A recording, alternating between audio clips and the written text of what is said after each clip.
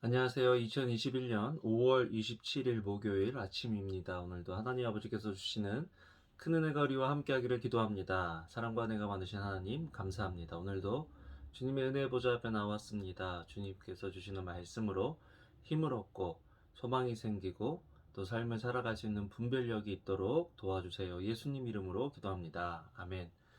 여러분 잘 지내셨나요?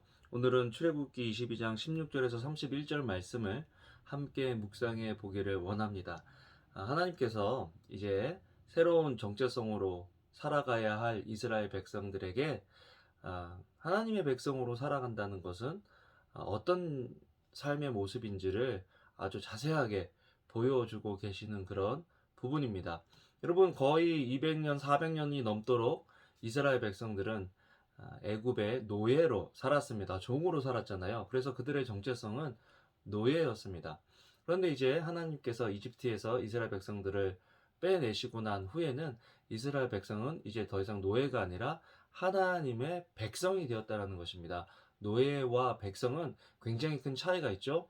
또 백성도 어느 나라의 백성이냐에 따라서 그들이 가지고 있는 자부심과 또 누릴 수 있는 혜택은 엄청난 차이가 납니다.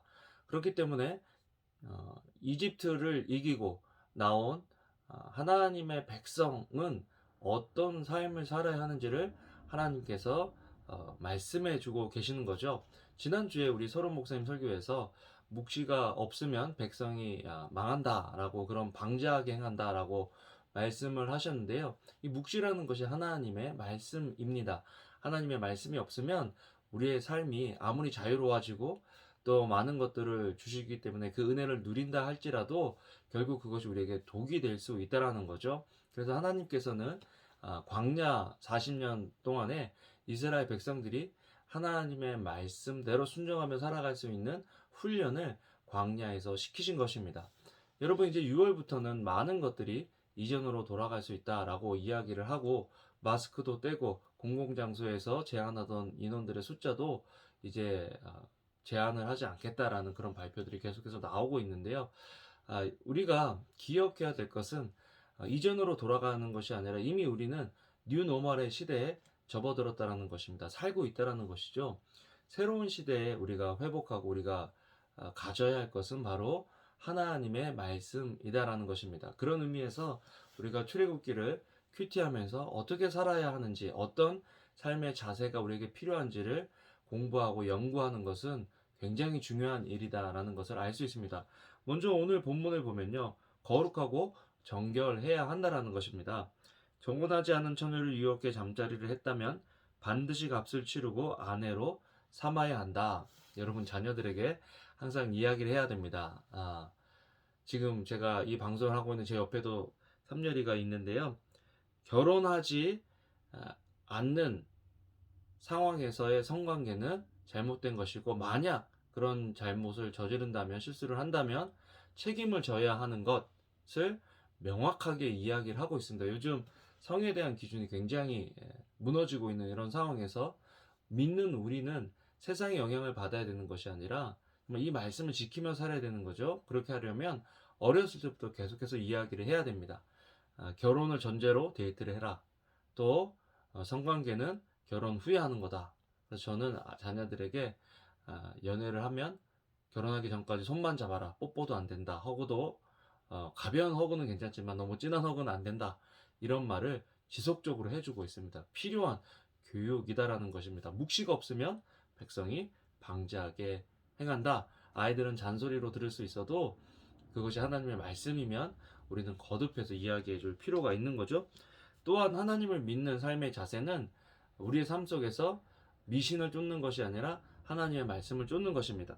18절에 무당은 살려두지 말라 라고 이야기하는 거잖아요.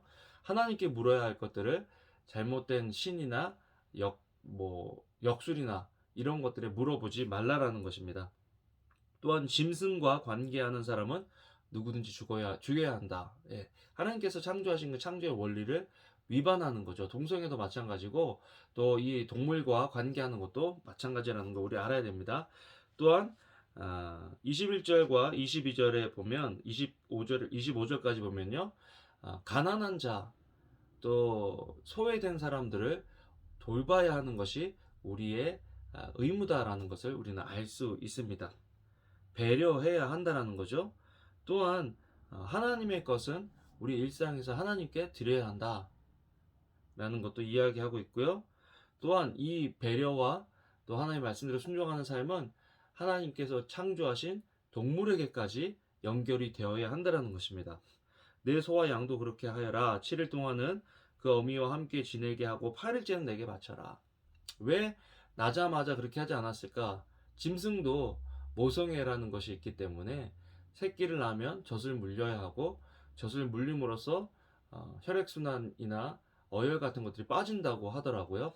짐승에게도 그런 시간들을 주고 하나님께 바쳐야 할 것들을 바치라라고 말씀하고 계시는 것입니다. 여러분, 야, 뭐 하나님께서 이렇게까지 얘기하시냐라고 생각할 수도 있는데요. 출애굽기 이 21장부터 또 23장, 24장 넘어가면요. 왜 하나님께서 이렇게 말씀하실까 우리가 생각해 보면 하나님께서 새로운 정체성으로 살아가기를 원하신다라는 것입니다. 그렇게 하려면 우리 생각이나 우리 경험이나 우리 감정이 기준이 되어야 되는 것이 아니라 하나님의 말씀이 우리 삶의 기준이 되어야 한다라는 것. 그것을 하나님께서 원하시는 것을 우리가 알고 계속해서 큐티를 하면 좋겠습니다. 여러분 오늘도 하루를 살아가시면서 하나님의 백성으로 하나님의 백성답게 살아가시는 하루 되기를 소원합니다. 기도하겠습니다. 사랑과 은혜가 많으신 하나님, 오늘도 주님의 말씀으로 살아갈 수 있는 지혜와 용기를 우리에게 주시고 또 주님의 말씀대로 살아갈 때 하나님 아버지께서 우리에게 약속하신 것들을 받아 누리며 살아가는 저희들 되게 해주세요. 오늘도 우리 멜리생명교회 가족들의 삶과 직장과 또 사역과 사업을 보호해 주시고 지켜 주시기를 원합니다. 감사를 드립니다. 예수님 이름으로 기도합니다. 아멘. 여러분 오늘도 좋은 하루 되시고요. 주님 안에서 사랑합니다. 감사합니다.